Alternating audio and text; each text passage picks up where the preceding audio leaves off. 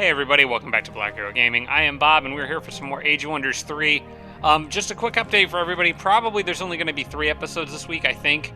I was planning on recording Thursday, but it is now Friday. My schedule's a little tight right now. Yeah, things just like kind of real life sort of got in the way a little bit this week. But I'm hoping to at least get 2 done today. That's my goal. So hopefully 2 episodes today, and hopefully you will be seeing these on Monday and Tuesday morning respectively, or possibly even Sunday and Monday morning. We'll see how it goes. But yeah, that's pretty much what's going on. Also, I did want to briefly mention that I'm aware that Planetfall Star Kings is out now. I don't know for sure when I'm going to get to that. I'm still trying to gauge whether I'm going to focus on this series more and finishing this one, or whether I'm going to try to do 2 at once. Doing 2 at once is kind of hard for me just because I'm managing 2 sets of comments about 2 completely different games at the same time, and comments actually take me just as long to get through, if not longer, than recording episodes right now. So I'm kind of just trying to figure out how to balance my time. Planetfall does tend to do better on my, Age of Wonders 3 does tend to do better on my channel. Planetfall only normally generates maybe roughly half as many views, maybe just a little bit more than half as many views. So what I might end up doing is putting out a poll at some point to kind of gauge where you guys are at on that. But regardless, for the time being, and especially with the holidays going on right now, at least through probably the end of November and Thanksgiving and stuff, I'm probably just going to keep focusing on this Age of Wonders 3 game. A lot of you seem pretty interested in it anyway, and I am as well. So that all being said, let's talk about the comments for this week. First comment comes from myself, actually, something that I noticed. There's only 2 of them, but I really should be converting these mana nodes to water nodes. I only just noticed them. I looked around. The only 2 I noticed were the 2 in these couple cities. There may be others elsewhere that I missed, so point them out if you notice them. But those are the 2 that I noticed, so I will try to remember to turn those to water nodes. I don't have the CP for that right now, but hopefully in the coming turns I can get that done. That is assuming I'm not spending it all on combat spells, as I have been during the past several turns. From Sarah Feingold, don't forget to sell useless class buildings, and remember that I can do so without interrupting produced merchandise. So 2 things to unpack here. First, yes, sell unused class buildings.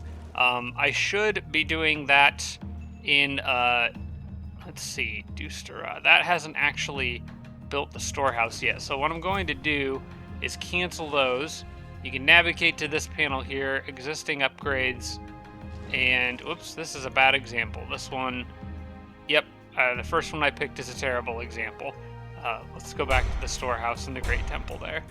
There are none in that city. I think that was a vassal for a while. These 3 cities here I've already checked. Those were all halfling warlord cities, so no need to sell stuff there because it was already warlord stuff I can use. I know this city though, so here's how this works. So I've got this set to produce merchandise right now. The city's getting plus 50% gold income, so a total of plus 60 mana for 180 total in profit. Now if I take off produce merchandise, it's still on kind of by default. Normally, if I was to produce another unit, like say a scout, that would drop to 120. But I can sell, for instance, this shrouded altar for 25 gold. And that actually does not impact the produced merchandise. So what I should do is sell the shrouded altar, sell the planar gate, and sell the rogue's palace, which actually I don't know why the planar gate and the rogue's palace are actually worth more. Yeah, they're worth 50, whereas the shrouded altar is only worth 25. That's kind of odd. I'm not really sure why that's the case. But basically, my point is, and I've mentioned this in in previous series, selling these does not impact produced merchandise. While you're selling a building, you're still getting the produced merchandise income, so you don't have to worry about losing out on that 60 gold per turn and then just being stuck with useless buildings. Now this city is still being absorbed. It's got 1 turn left, so I'll have to remember to get to that, as is this one, which has some theocrat structures in it, which for whatever reason are worth a lot more. So I will be getting to that soon. So thank you, Sarah. Good call there. From Tarsak, the Cult of Storms insignia needs to go to someone other than Mogwai, who is using his jewel slots for physical. Yeah, great point. I don't know why I sent that to him. Because, yeah, 80% proc protection is great, but in order to use it, I would have to take off one of those 40% physicals, which obviously I do not want to do. So yeah, I will have to send that to somebody else as soon as it reaches Mogwai. Not sure who's going to end up getting it. Possibly Emain, maybe because of going up against I'm blanking on it, the Elf Warlord with the Manticore Riders that have Inflict Stun. That being said, I think the Dragons, they kind of need some shock protection too. So I'm not really sure I'm going to handle that yet. I'd actually really like to get someone with the Dragons who has shock protection for the party. From Athena Tenno, get Absorb Pain for Nanhild, and it gave a very detailed explanation for how it could have saved Nanhild, or at least helped Nanhild in the last battle.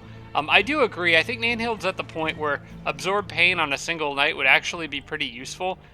There is an interesting mechanic in the game, and it's not something I've ever really shown on camera because I try to keep Nanhild alive at all costs. But, people in my comment section have tested this, so I'm trusting them with this. I have not tested this myself. But apparently if a unit, like Nanhild, so Nanhild has Divine Justicars, she's giving it to her whole army. If she dies, she will come back if I win the battle. Even though the Divine Justicars effect goes away, it's still technically applicable at the moment she dies. So she does get Resurgence as long as I win the battle. The only way that I lose units in Nanhild's army is if I lose the battle completely, in which case everybody dies, or if, like say, Nanhild dies and then a knight dies. So that's the only way I could lose a unit. So the Divine I'm not really as worried then about Nanhild dying per se, and with the fact that she has regrowth, I think Absorb Pain could actually be extremely useful for her. So I probably will be picking that up pretty soon, as soon as I can. There's something else I need to get for Nanhild. That's the Blessing of Health, and this was a comment from Chris Lighthawk, who also suggested using combat spells earlier in the battle. I tend to kind of use them when things get bad. And that's probably not a good strategy to use in general. So, yeah, I'll try to be more thoughtful about that. I am kind of using up all my casting points every turn, though, so that's why I'm sort of trying to be a little stingy with them, because even with 110 casting points, I never seem to have enough. But yeah, that's kind of what's going on there. Also, from Athena Tenno, with regard to Nanhild, was wondering whether Instant Wrath interacts with Absorb Pain, and if so, how? I don't really know. Like, ideally, what the ideal setup would be, I suppose, is that you would want to get Instant Wrath, cast it on the same unit that you cast Absorb Pain on, and then Nanhild goes back. Whenever something attacks that knight, it deals 2/3 damage to Nanhild, while then retaliating that damage to the unit that dealt the damage to the knight, and then Nanhild heals from regrowth. That's the ideal setup from this. Not sure if it works that way. If I get an opportunity to test that on camera, I might do that, so we'll see how that goes. Moving on, we've got Nelnico and Anaruta Bandare. The Beetle command will not help in the Goblin City producing Phalanxes since Phalanx is a tier 3. That's a great point. Don't know really why I was doing that, but I'm hurrying production on this and I really don't need to. So I'll take my money back from that, focus on the Stylites, and then after that, I think I've already got the guardhouse here, if I'm not mistaken. Yes, I do. Building the Pillar of the Stylites. Don't necessarily need the Great Beast Lair. Flow Rock Citadel, do not need, because that's for machines. Don't need the Rider's Hall, at least not yet. I might want an observatory here, just for, more borders, and research. But other than that, I think this city's pretty much ready, and it's already a metropolis, and it hasn't even built a storehouse yet. That just shows you how fast Goblin cities can grow. I think I might throw the observatory in the mix there, just because I think that would be a good thing to have, grow those borders just a bit, and then we will go straight into Goblin Phalanx, who have lifesteal, so it should be fun. Alright, so that is taken care of. Moving on, we've got Spangelfan. The unexplored area south of my Shock Serpent may have a bandit camp. That is where these guys are going to go next, I suppose. That seems like a good idea. There is, I think, I'm not sure if you said southwest or southeast. Actually, what is this over here? I see just a bit of reddish. That might be lava. It's very difficult to see what that is right there. I'm thinking that's lava, actually. But he said south of the shock serpent. I'm thinking if this is lava, most likely if there's a bandit camp in this area, it's probably down here. So I think I'm going to take a peek. I'm going to send... You know what? I'm going to send... Because the Cobbled actually has a lot more health than this guy does. So this guy is going to go grab that gold. He can get us... Oh, that is... Okay, that is a structure there. There's some undead there. Alright, not going to worry about them at the moment. I'm going to send this army down here. I don't see a bandit camp. I'm thinking the bandits that were wandering around here may have been leftovers from the camp that I killed up in this area somewhere. That might have been what that was. Can move one more space. Yep, this is all clear down here. So I'll move back up and wait for the sorcerer to arrive, and then we can go deal with that undead over there. But yeah, that is something I should definitely deal with soon before that spawns more annoying stuff. Also from Schmongle fan, suggested using caution when auto-combating battles that I expect to lose in cases where the enemy can convert or ghoul curse. So there was a point where I think I had a untouchable scout that got in a battle with some Deathbringers, and I autoed it, and they ended up ghoul cursing it. It would actually be better to just manual combat and then surrender, so you just deny the Deathbringer the opportunity to ghoul curse the unit. So I will try to remember to do that. From Wayne Whitaker, Black Knights can get Guardbreaker with the Orc racial upgrade. I was talking about this a little bit in the last episode when I was looking at the Black Knight and their veteran rank, their metal upgrades, and they don't get Guardbreaker through the metal upgrades. So I thought that was odd because I thought for sure they do get Guardbreaker. Turns out that's an Orc racial upgrade, so just some clarification there. And then finally, I think the last comments, oh no, we got a few more here. Anaruda Bandare said that they think that I already have a city that can make feathered serpents. Specifically, that would imply that I already have a city that has one of these lost cities in it. As far as I know, I don't. I mean, I did clear this one. I've looked all around, so if I'm missing something, somebody please let me know. But I'm pretty sure this is the only city that could possibly get that. So I will be keeping an eye out for that, but I'm pretty sure this is the only one I've got that can do that. And that city still needs time to grow. But also from Anaruda, good advice. The builder can embark and then dig cavern walls before building a bridge. I did not know this. So what I could have done with my builder, this guy who is currently going all the way around, which is fine now because he's actually building a more useful road anyway. I'll get to that in a minute. But what I could have done when he was up here is embark him and then disembark him, and in the same turn digging that cavern wall and then building the bridge. That would have been a valid move. I don't know why I didn't think of that, but I didn't think of that. So, good point there. Okay, comments from Impregnable. Use Death March on settlers and builders. I did put in parentheses if I have CP available, which in this case I do not. I have been using all of mine, but it is something I will try to remember, that Death March can help these guys get their jobs done an awful lot faster. Also from Impregnable, the city that I'm planning to make elves down here, which is, I have lost it. Where is that city? It's this little fort right here. So I was planning on putting an elf settler in this city. Right now I'm currently absorbing elves in the Theocrat's former city. What is actually probably a better idea is to move a goblin city in there so it grows faster, because elves aren't going to like subterranean. And then once the city is grown and has upgrades and all that good stuff, then migrating it to elves and going into producing the elf units that I actually want out of it. Not sure if there's enough time in the game left for me to really actually do all of this stuff. And I don't really have a city that's kind of got a spare moment to build a settler right now. Maybe here. How much? That's 2 turns until growth. You know what? I might...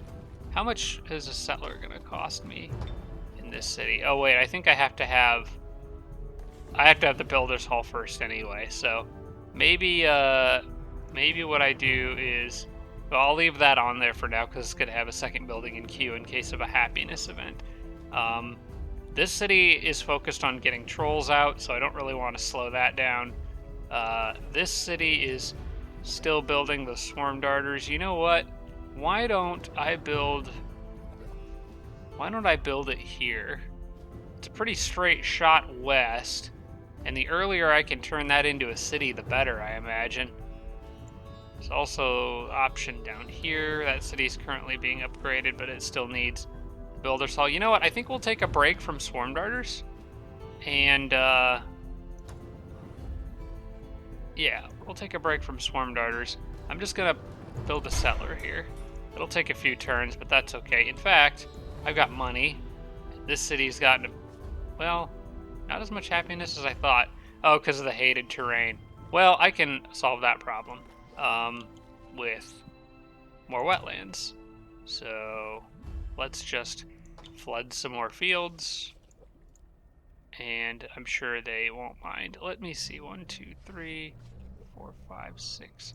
So I'm trying to leave a spot where I can do a drench the land right there and knock out as many remaining tiles as possible. But the rest of these I will convert to, yeah, the rest of those I can oh, hey, there's more stuff I could have dug out up there that I kind of missed. Why don't you go get that?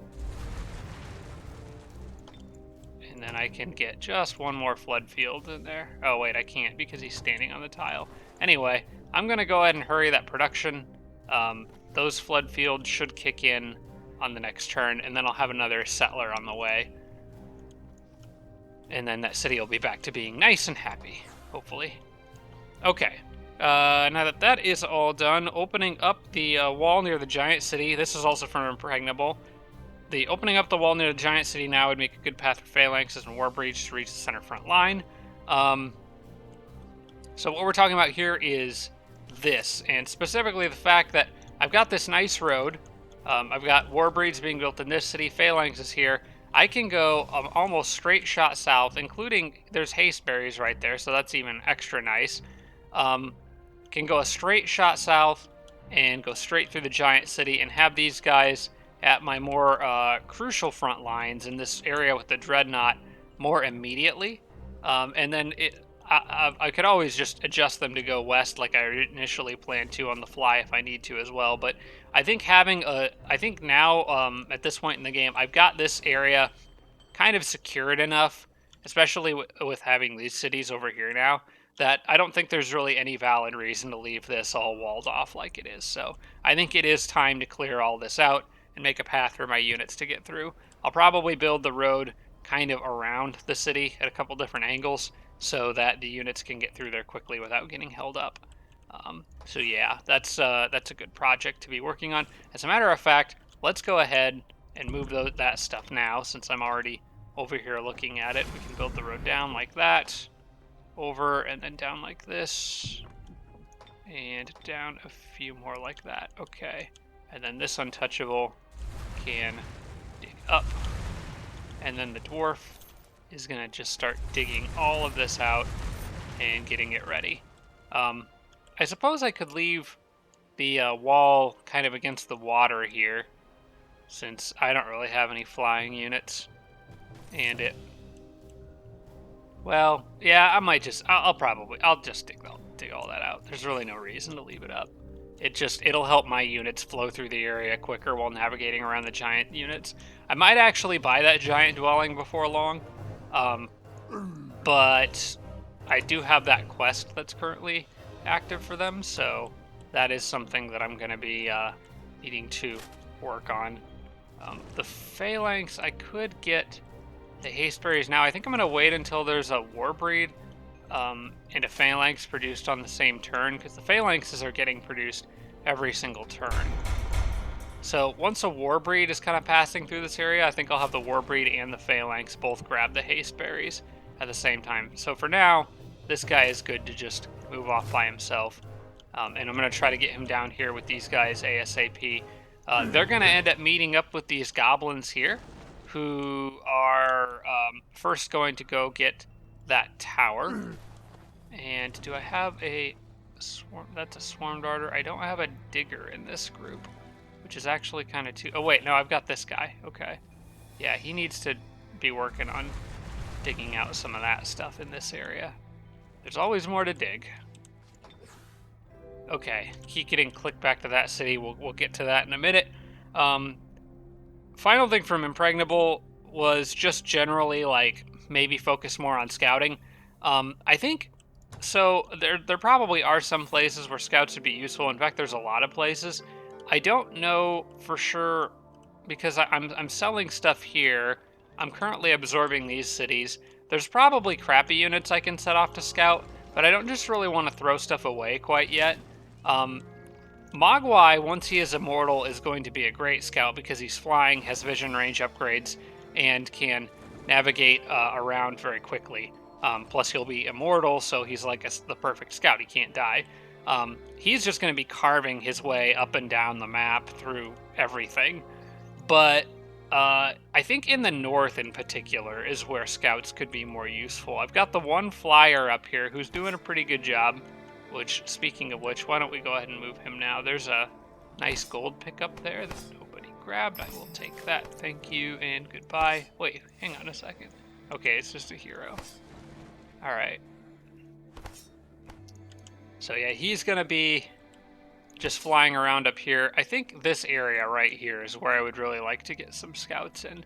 So let's see if maybe I can make that happen. We've got the storehouse being built here. Possibly could use, let's see, where's just a Frostling Scout? Only cost 24 to make. You know what, we'll make, do they swim? All scouts swim, I think. Yeah, okay, they do. Alright, let's make a couple of them. We can hold off on the upgrades for that. And just get maybe, I would say 3 scouts out and just try to get this area filled in. Unfortunately, oh wait, that dragon city will be my vassal in 2 turns. Okay, that's good. That'll help with scouting the area a bit, as long as the enemy doesn't take it over first. Final comment comes from Chris Lighthawk, and that's try to remember to use combat spells early as opposed to when things get bad. Oh yeah, I'm sorry, I went over that already. And then was talking about Blessing of Health, how that would be a good option for Nanhild. So that is all the comments for this week for these 2 episodes. So I'm just going to knock out 2 of them here and see how much we can get done. So this city is the one Nanhild just took on this turn. I'm going to absorb it into my empire to try to keep the Frostlings happy. So that is fine. Did that actually do it? Yep. Okay. The dragon is now here with Mogwai. I am going to probably I'm going to kick somebody out of this group here. Probably that human knight. We'll put the dragon with Mogwai for now, so you can give that army a nice happiness buff. They can just, those other guys can just chill there for now. Mogwai is, I mean, I could be like off doing other things with him, but I want to hold this position because I see the Dreadnought mounting forces over here, and I would really like for Mogwai to get all his items roughly at the time the Dreadnought tries to launch a counterattack through this area, so that Mogwai can just wipe out a huge Dreadnought army by himself all at once. That's sort of the idea, is to draw them to this area. So I'm not going to really be moving these guys much. We've got a vassal or hostile independent city up here, so I don't really need to worry about anything coming from this direction at the moment. So I think I'm okay holding position here for a few turns. Mogwai is basically 3 turns away from immortality, with the furthest away item being the Greaves that'll arrive in 3 turns. So we're getting close. He's also still got to get that shield from Nanhild. I have not forgotten about that, but for the time being, I think Nanhild needs to hang on to that. The Mystic can stay there. This builder is... oh yeah, this is the one that's going to build a fort over here for those guys to hang out in.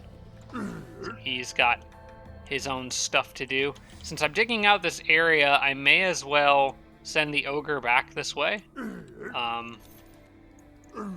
And he can kind of come through with the dwarf as soon as I can get him through there.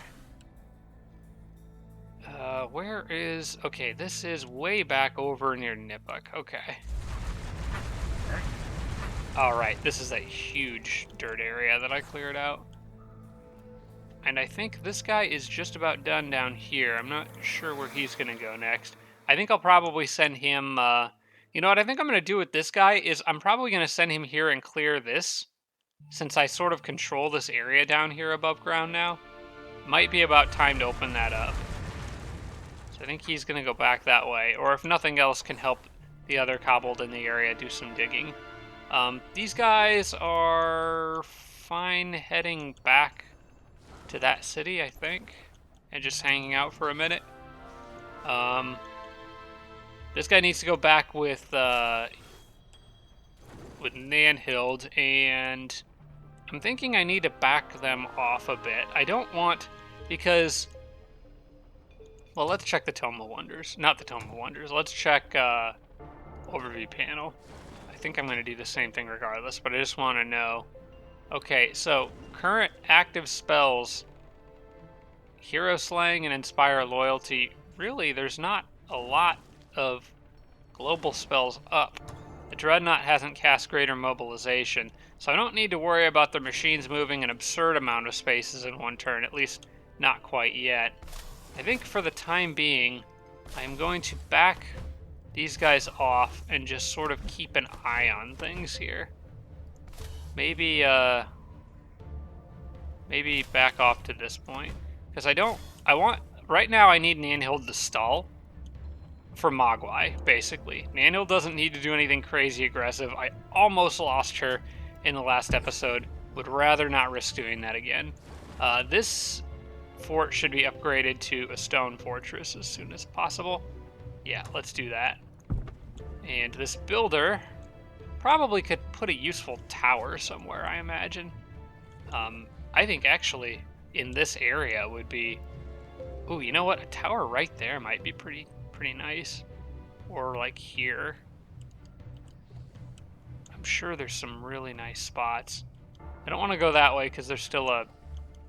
There is a bandit camp there that I will need to clear.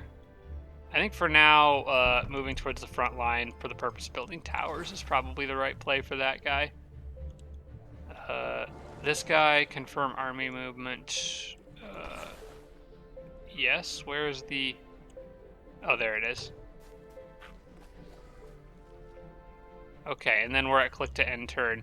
So, yeah, confirm army movement comes right before end turn. I think it was actually last week, or maybe it was the comments from this week. I don't remember who it was, but somebody said, be careful when clicking that. That's how I accidentally went to the next turn one time, is because I was just kind of brainlessly or mindlessly... They didn't say this. I'm saying this about myself. I was mindlessly clicking through the end turn, or the confirm army movement, and then just accidentally clicked end turn.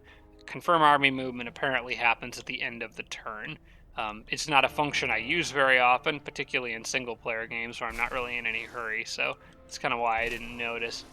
Alright, you guys are good there.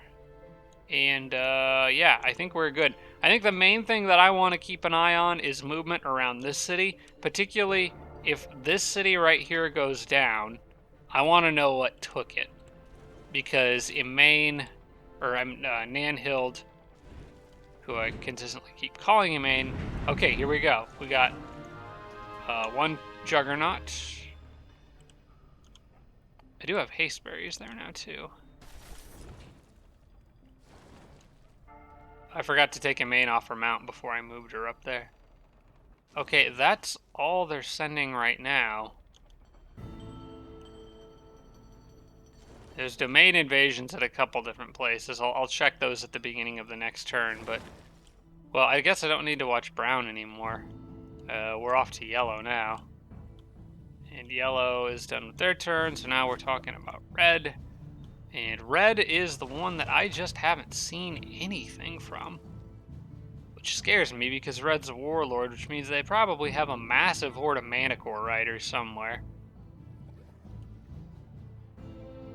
Only good news on that front is that I'm going to have a massive horde of Manticore riders as well. The only problem is, I think the one Manticore rider I'm possibly most scared of fighting right now is the elves, because Tiger and Manticore riders are great, and overall they're my favorite because I think their mobility, their speed in combat, and pounce is just so useful.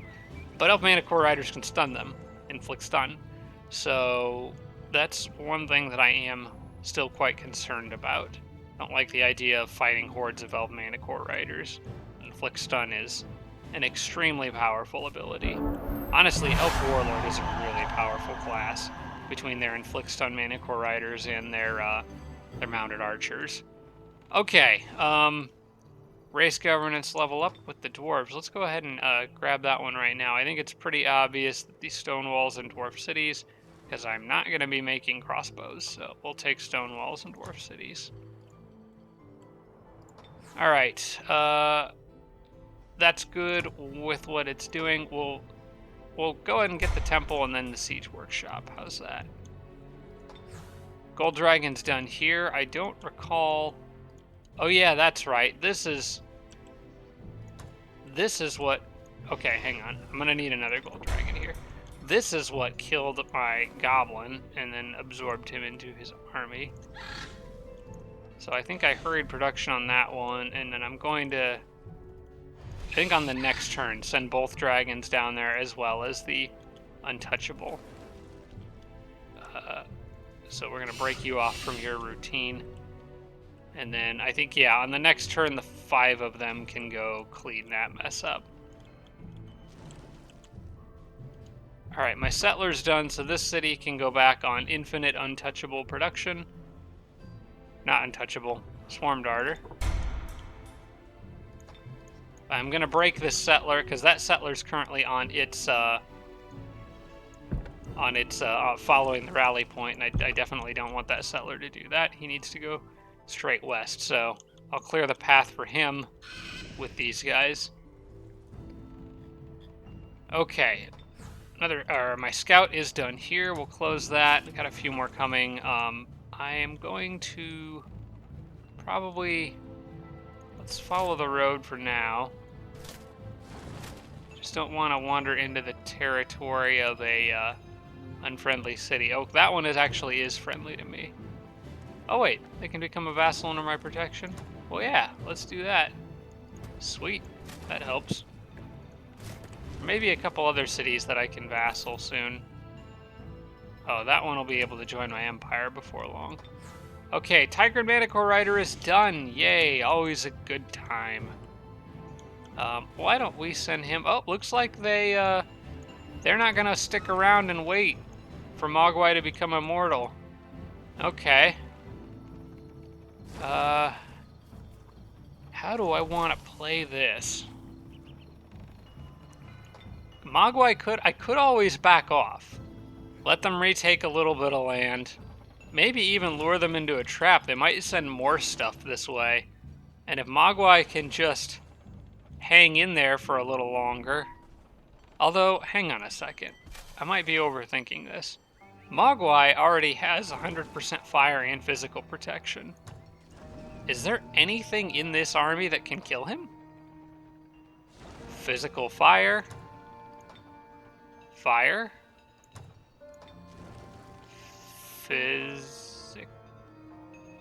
Yeah, that's all physical. And I'm pretty sure that all of these are physical and fire. Mogwai's already immortal for the purposes of these guys. I don't see any reason why he can't take them now. Physical and fire. Okay, you know what? Let's do this. Maybe it's worth checking just real quick, before I do something that I end up regretting. Let's check the, whoops, oh, maybe it'd be easier to go to skills, and then what classes, Dreadnought. Just to make sure that I don't run into something that, okay, choking fumes doesn't lower any resistances. That doesn't really matter. That deals fire damage, doesn't matter. Does Skin of Oil lower fire resistance? No, Dragon Oil does not. Skin of Oil is a fire spell. Dragon Oil is a Dreadnought spell. I don't think there are Dreadnought spells that do damage. Maybe Maybe the thing I should be looking at is what his specializations are. He's got 2 Earth, so that's going to be primarily physical and expander. I don't think he's got anything that can counter Mogwai. Okay, so here's what I can do. The nice thing is I have a nice big army nearby. So if this goes south, Mogwai can retreat, and then I can bring up the rest of the army. I can win this battle with all those guys. I'll lose stuff, but I could win the battle. So let's go ahead and do this. And see if there's anything they can actually do.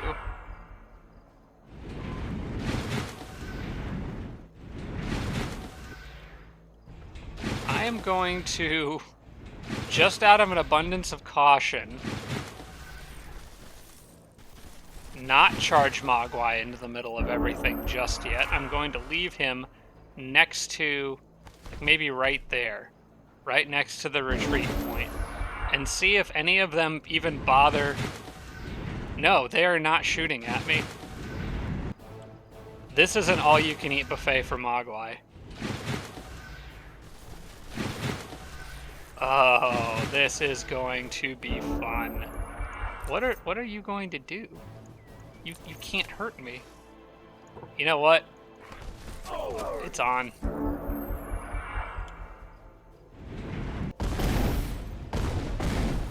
They're just hurting their own guy. Why are they shooting at me? They're not even phasing Mogwai. They're just killing their own guy. Maybe they're trying to prevent me from getting XP. Oh, they have no idea what to do. And Mogwai, well, he doesn't have killing momentum, but I may as well not even bother with that guy because they're just gonna blow him up. Oh, that's just gonna be a nuisance. Nope, they're gonna keep damaging their own crap. Okay, this is actually hilarious. This is gonna take a little while for me to get through. I don't think I'm going to toggle auto combat. I'm not gonna push my luck, but the nice thing is I can keep breaking their machines. They'll use all their casting points healing it and not use it on anything else. And if I keep Mogwai here and let the Juggernauts just keep AoEing, they'll help me kill their own stuff. And I can get this over with a little faster. I like how this says, like, very likely defeat. But they can't even scratch me.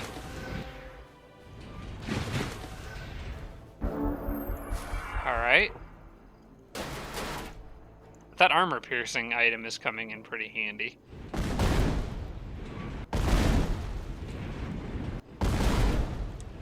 They're not actually killing their own stuff. They're very clearly avoiding that firstborn. So apparently they don't want to kill him, but I mean, yeah, see, now they're not, well, they may be reloading their mortars. Guys, this was a mistake. Like, you gotta check the heroes before you charge your stack in like this.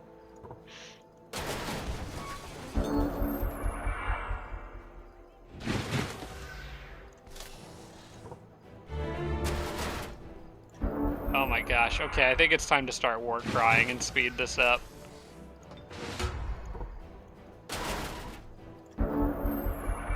Which actually may be a once per battle ability. Well, that's one Juggernaut down. It's very nice of them to come right up to me and just help this go faster. Oh, hey, cool, a little chain reaction there. Oh my. Okay. In fact, may as well do the same to this one here. Oh, thanks, guys.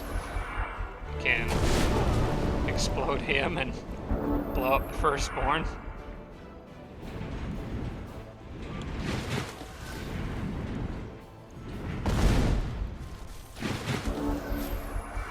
And start working on these guys. Okay, War Cry is not once per combat, it's a cooldown ability.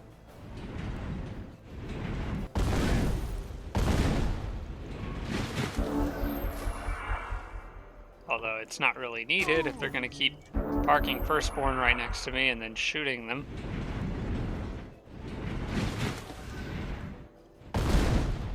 The only question at this point is, does Mogwai have enough rounds to actually kill everything off before a battle ends? It'll be nice, though, because he'll have that staff, so I'll be able to buff his attacks with fire and frost damage. I think that's what it does. I'll double check after this.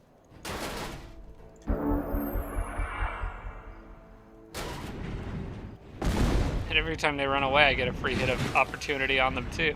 Let's go ahead and throw down another war cry. Speed this up a bit. With a critical hit, no less. I'll take that.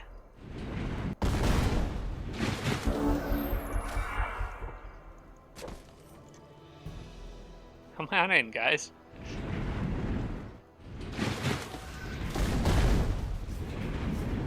I like how this guy just spins around like, dude, what the heck? Round 22. Can I finish it off? I think I will be able to. But I'm worried. I'm actually legit worried that in bigger battles, I'm not going to be able to kill everything before the battle ends.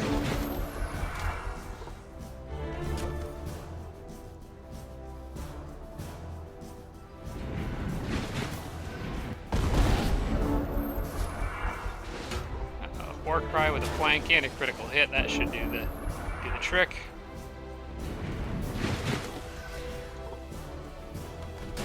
And just leaves behind a giant pile of scrap in his wake. Well, well, well. Okay, and I ghoul cursed 2 of the 3 firstborns. Oh man, this is a good time. Okay. So I'm sure Mogwai leveled up there. Would be shocked if he didn't. I think melee strength is the way to go, just to speed up his... Yeah, we need to speed up his killing power. And I think I did want to check that staff that's on the way, so...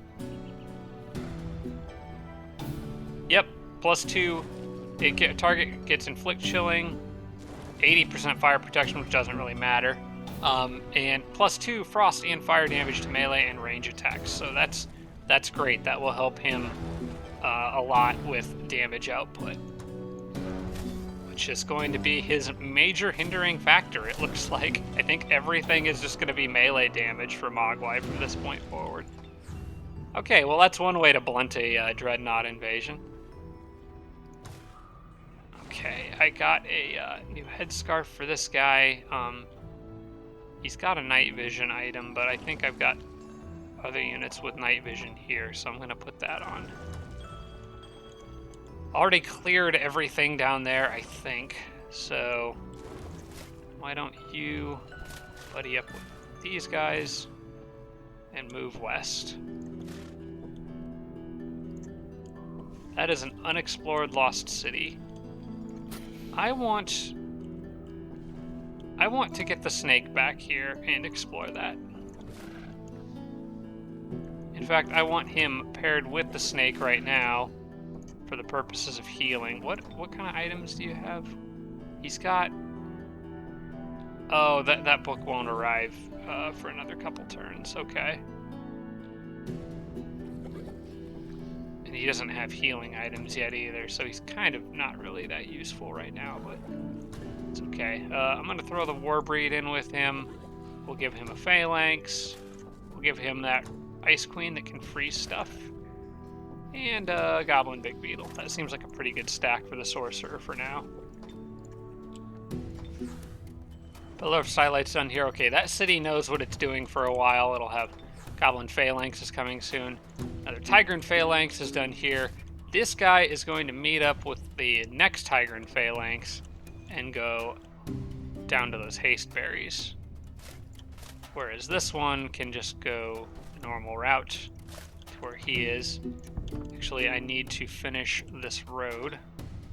What is the most efficient way to build this road? I think it might actually be sliding down through here. Yeah, I think that might be a little faster than going around because there's less chance of getting bunched up on the giants going that way, I think. So...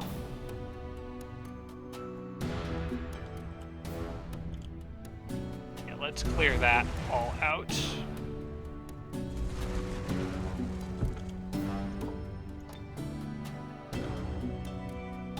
Yep, that'll work.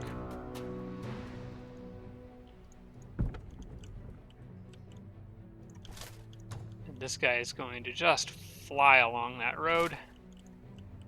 Advanced logistics is incredible. And then the dwarf can get started digging all of this out.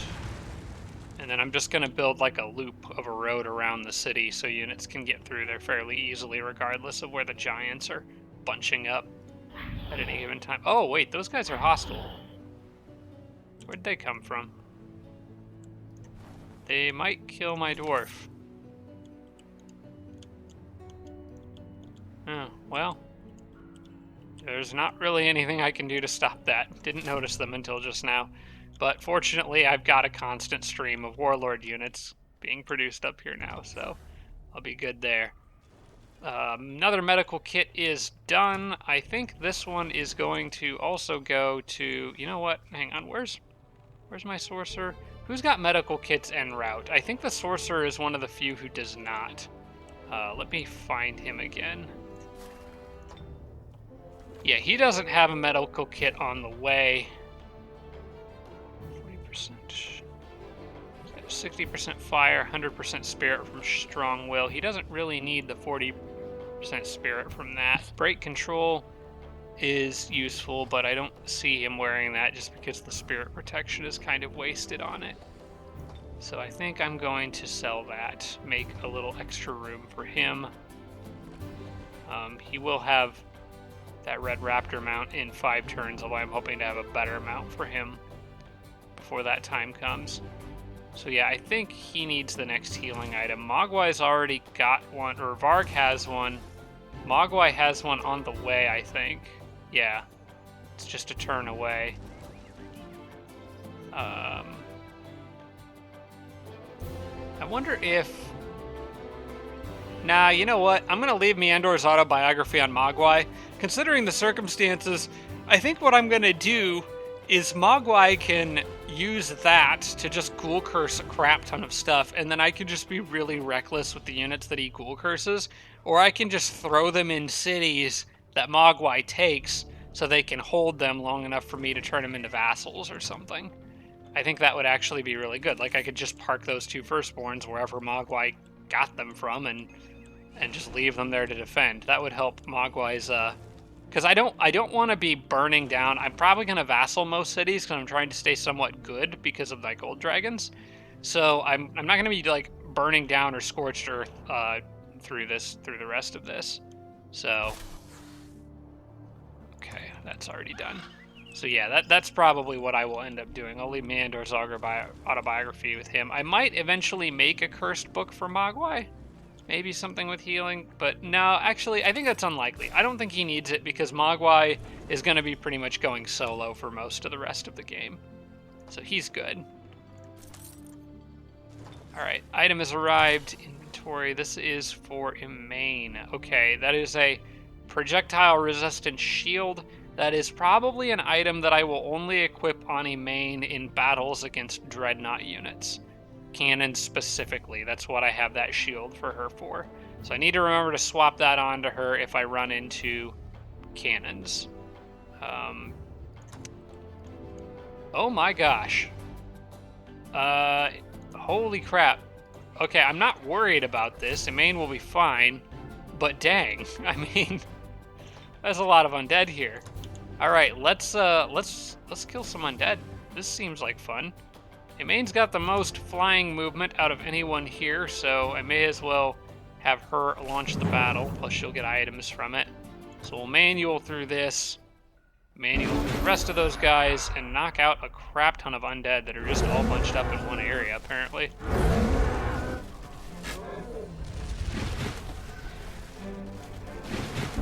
Alright, hopefully I can lure them all to me.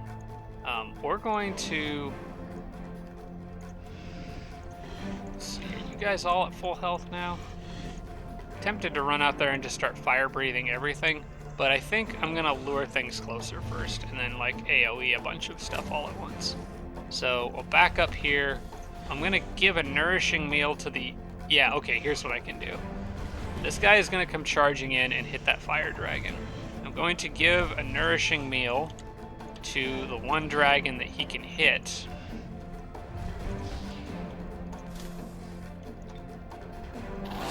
Preemptively buff his health. He'll come in and hit it. Hopefully other units will follow and bunch up. Oh, got lucky anyway. Oh, hey, look at that. All right, even better. And now I can roast some undead who, most of them, have their guard down.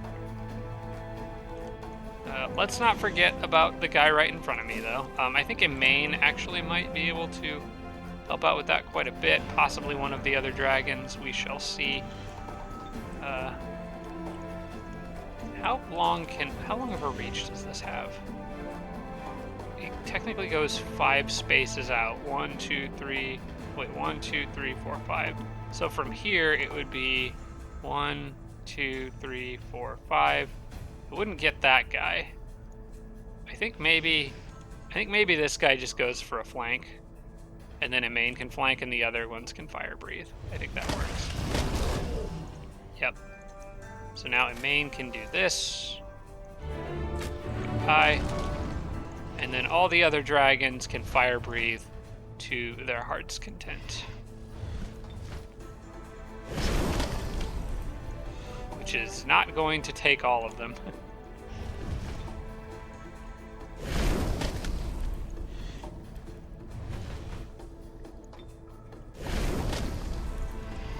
Why don't you go pay that guy a visit?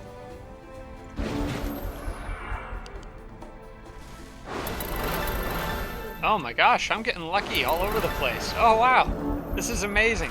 This must be what it feels like to be an AI halfling.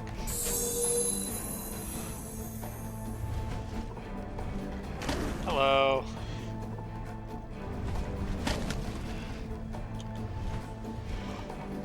You know what? Just eat him.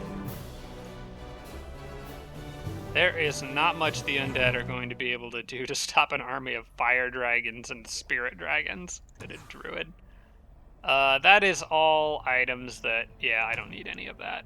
Okay. Okay, let's move back and get the other boneyard. Just clear this place out. There's also a Sphinx Temple there that I might want to poke my head in and see what I can find.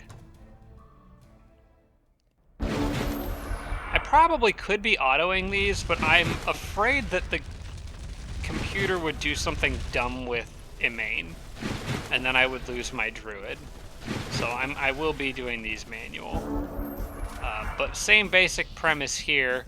On this one, we're going to... Let's see, he can move that far, so let's turn this fire dragon into the bait. He needs a little bit of health anyway. So nourishing meal on him. Cannot reach. Okay, I don't know why that's weird that that must be just a bug there. Let's move you here, and just keep you out of range here. Make sure he attacks the one I want him to attack. So I don't really want to use fire breath yet.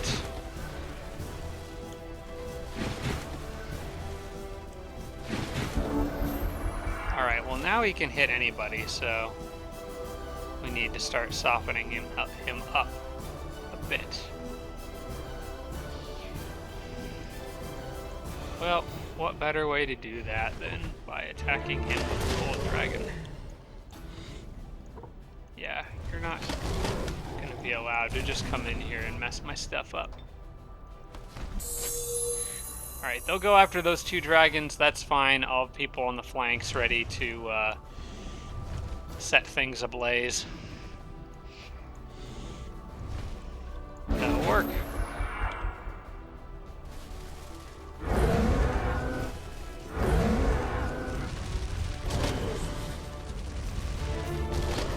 Now, they want that gold dragon dead, apparently. Okay, I think I can just barbecue these guys from here.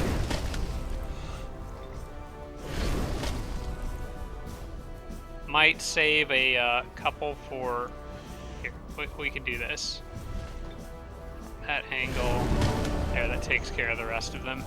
Then that allows this guy... Oh wait, he didn't have quite enough movement for that. Okay, well, we'll wait until the next turn then. Not in any huge hurry here.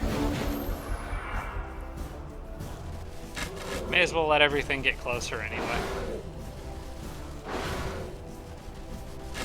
Yeah, you guys run in and let your guard down. You let me know how that works out for you. Okay, can a main heal yet? No, I think I want to leave one guy alive so a main can get another heal off on that spirit dragon who's about to get a ton of XP.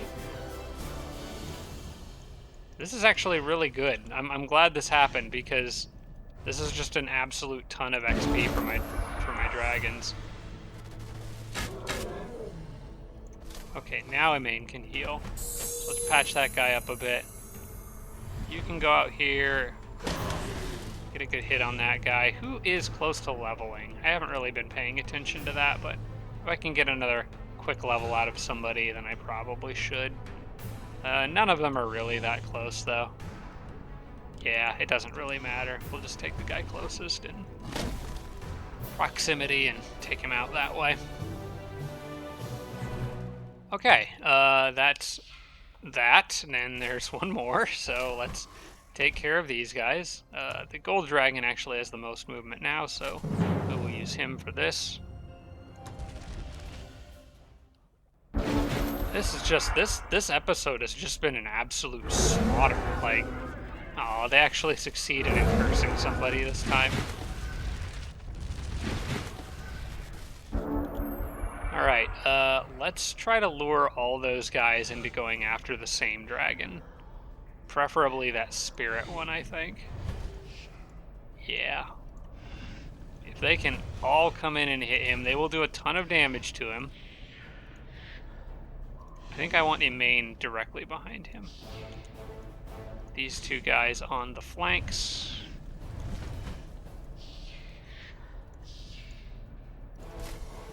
Make sure nobody can reach a main from there. We're good. Okay.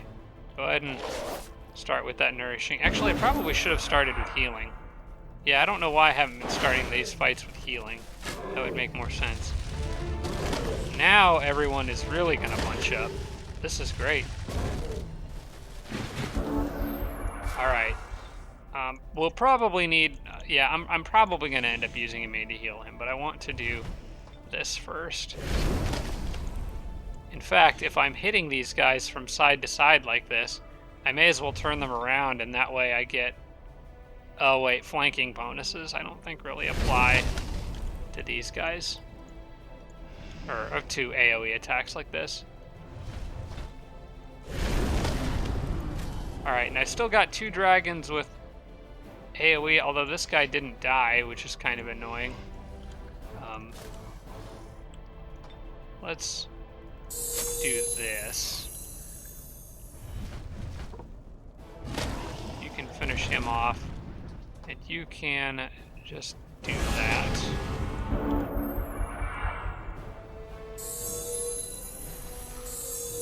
Okay, good. They'll just spend time healing. That's fine with me. We still got fire breath. Does anyone? This guy does.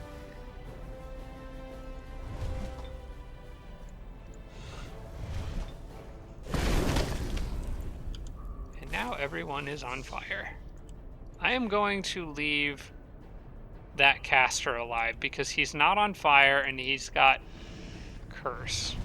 So he'll probably will try to curse something, which gives him more time to get healing back, and then I can heal my gold dragon one more time. Nope, he's not going to try to curse anything. Well, back off, everybody.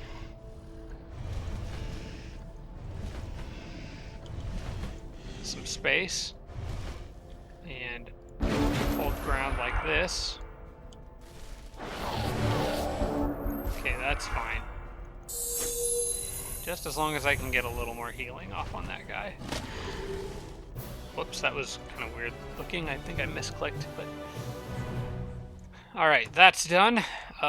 Would like to grab that watchtower, but also I kind of think I want to go deal with the undead and possibly that bandit camp over there. Honestly, Imaine's got a lot of stuff to just clobber through in this area, and she leveled up again too. So what do I want next for her? Regrowth would be fun. Natural immunity would be kind of fun because, well, maybe fun, but not necessarily that useful. Beast Horde, Call Lightning's always good. More Druidry is just generally good for Imaine. Honestly, she's got a lot of good options.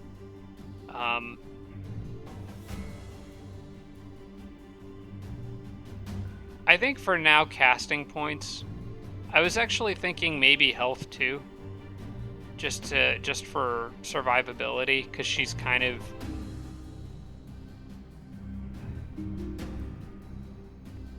No, I'm gonna stick with my original plan. Druidry it is. Focus on her spells. I know she's got a lot of great spells to counter remaining enemies. We're gonna focus on Druidry. She'll have plenty of opportunities to level up with all the stuff that I'm clearing in this area. What is in the Sphinx Temple? I'm pretty much sure it's not going to be anything that threatens fire dragons and spirit stuff. Most likely just Tigran things. Let's pop our heads in here and find out. Yeah, that's not going to be an issue. The main thing is just playing it safe with a main while the dragons do all the heavy lifting.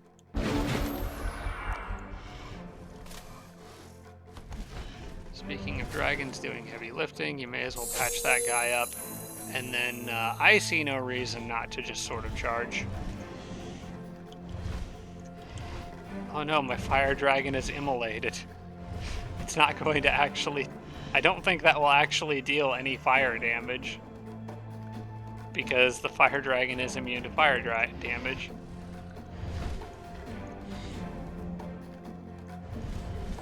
Alright, you guys do whatever you want. Yeah, immolated too, but he doesn't actually take damage from it. That's wonderful. Oh, they petrified him. Oh, then he panicked him 2 people back. Oh man, this is just getting weird. Okay, well, you can't just sit over there being a pest. And you... Yes, I know you have Guard Breaker. I will have none of that.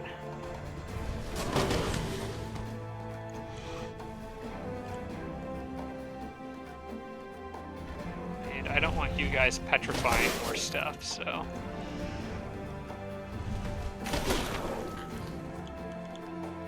Those 2 are going to run away, so I'll try to snipe them a bit with a main. I might be able to freeze one in place because they're Tigrans. They're going to be weak to this. Yep, you're not going anywhere.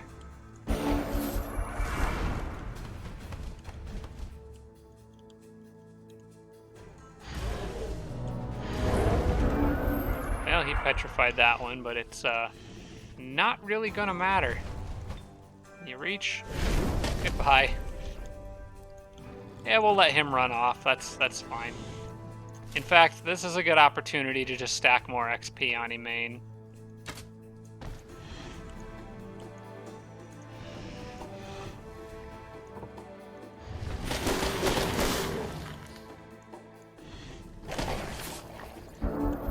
And I can get some healing in for her. That Manicore Rider should come back now. And is now panicked again. You know what? We'll let him be panicked. Imaine's got healing to do.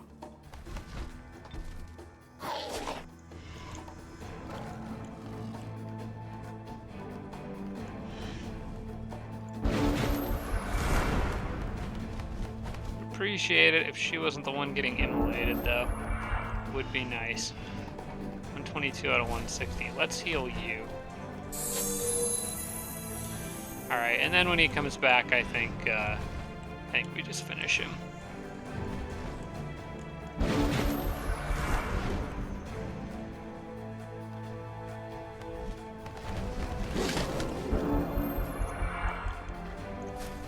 Is there anything else she can do? You know what? I should probably be using stuff like this. It's just more XP. Oh, and I petrified him too. It actually worked. Okay. I'm gonna have Emain finish him off. More XP for her, the better. Can do 10 to 16, but I think instead I'm going to do the bow, which she is far better at.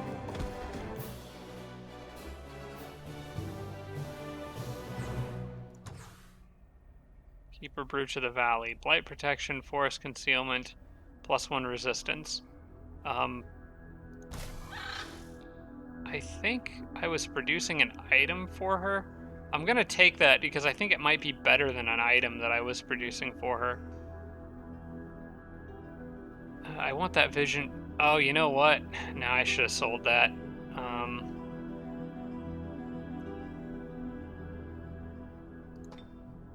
gonna send it to my elf Dreadnought. Maybe he can make use of the blight protection.